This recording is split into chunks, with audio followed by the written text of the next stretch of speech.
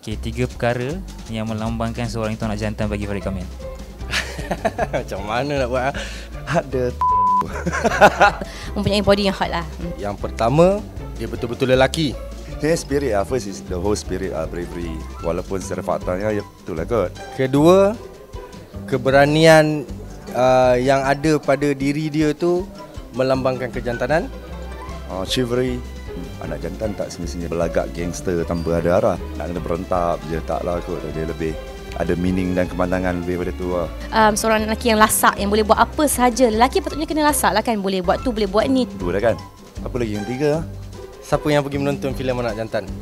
Jadi untuk achieve anak jantan dalam erti kata itu, yang ketiga syaratnya adalah ramai-ramai datang bermula di 30 Oktober di semua program terdekat dengan anda.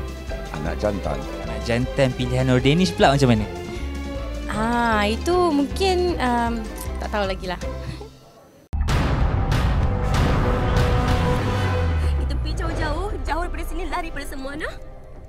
Abang mana boleh tinggal depan lagu tu je. Tembak bini dia sekali, lepas tu hamai balik.